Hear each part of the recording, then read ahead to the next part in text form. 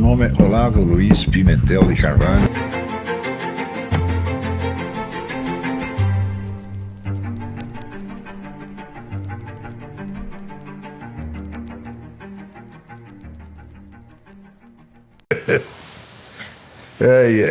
Então, aulas atrás eu expliquei para vocês uma coisa que eu considero fundamental, mas que a gente tem que voltar a ela sempre, sempre, sempre.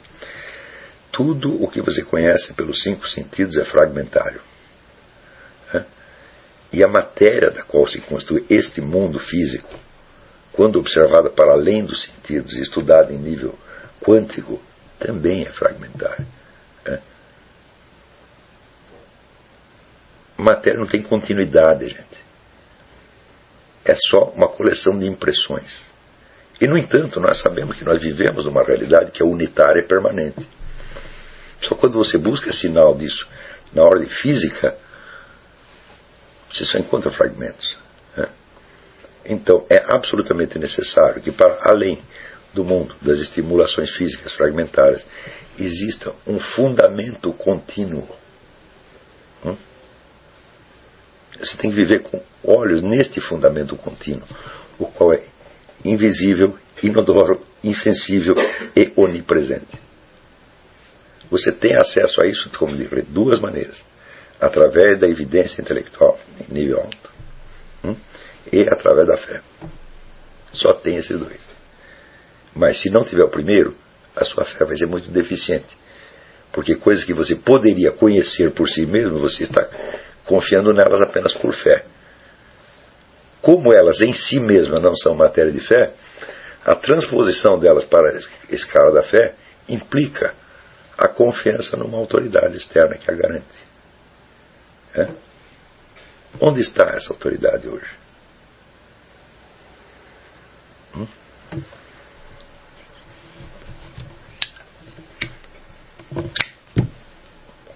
Você pode dizer, o Papa.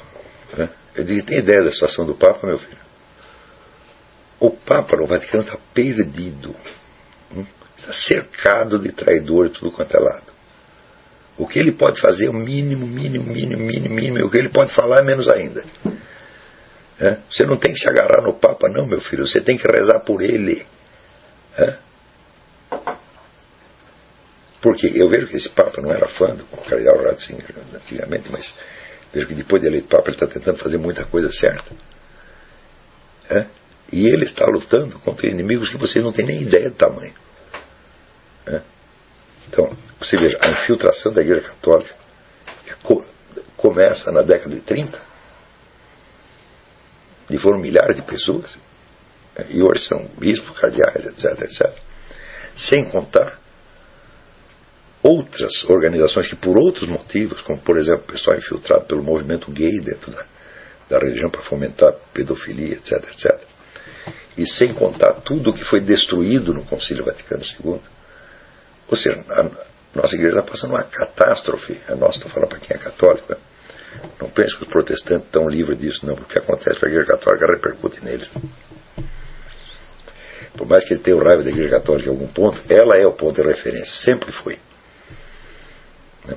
Então, se ela afunda, eles afundam junto. Então, meu filho, o que você tem que fazer é o seguinte: não é no Papa que você tem que buscar a sua segurança. Ao contrário, você tem que ajudar o Papa a ter segurança. Tem que rezar por ele, para que ele acerte, para que ele não se dobre, para que ele não se intimide, para que ele faça o que ele tem de fazer. Por exemplo, todo mundo sabe que em maio ele vai para Fátima, e sabe que Nossa Senhora ordenou que fizesse um rito de consagração da Rússia a ela, e não foi feito até hoje. Tem enrolação, e há uma possibilidade que ele faça. Você tem que rezar para que ele faça, que ele cumpra o seu dever. Quer dizer, você fala, mas o Papa é infalível. Não, o Papa é infalível em matéria de doutrina e moral. Quer dizer, ele não vai modificar a doutrina católica no sentido errado. Mas ele é perfeitamente possível, com o Papa, perfeitamente legítimo, erre em todas as suas decisões, desde que elas não modifiquem a doutrina. Qual foi a última modificação doutrinal, única novidade doutrinal? foi a ascensão de Nossa Senhora. Foi proclamado no século XIX. Depois disso não houve mudança doutrinal nenhuma.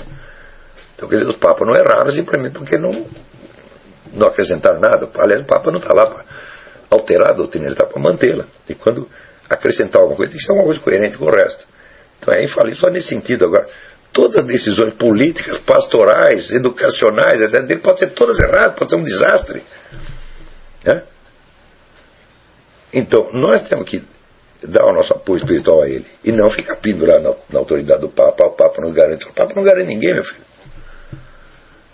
Então, você tem que aprender a solidão em companhia. Você tem que ter a solidão da responsabilidade intelectual, a solidão de quem sabe mais e de quem arca com uma responsabilidade maior que os outros. E nunca fugir da companhia humana. Mas também nunca esperar que as pessoas de mais baixo nível de consciência te compreendam. Você que tem que compreendê-las, ajudá-las, corrigi-las e assim por diante. Ou seja, você não é mais irmãozinho dos seus amigos, agora você é pai deles. Você teve um upgrade, meu filho. Essa posição é muito honrosa.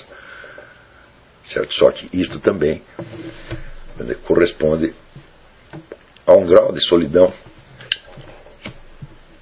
pelo qual você indiretamente você participa dos padecimentos de Nosso Senhor Jesus Cristo, porque nunca houve um sujeito que estivesse mais sozinho no mundo do que Jesus Cristo na cruz, que estava sabendo de tudo e ninguém estava entendendo nada, e até os discípulos tudo saíram correndo e deram mal vexame. Então, a cruz é o começo da nossa civilização e é a imagem na qual todos nós nos inspiramos, independentemente da sua religião pessoal.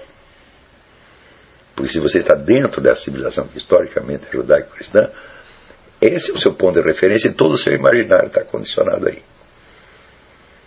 E agora, por exemplo, eu leio muito Jacob Wasserman, que é um dos escritores do século XX, é o meu preferido de longe. O Jacob Wasserman é um judeu. Tá certo? Ele não era um judeu ortodoxo, destinado na sinagoga toda hora. Tá? Mas eu vejo que todo o universo imaginário dele é o universo cristão. Não quer dizer que ele seja cristão pessoalmente. Né? Então, isto vale para quem é católico e para quem não é. Tá certo?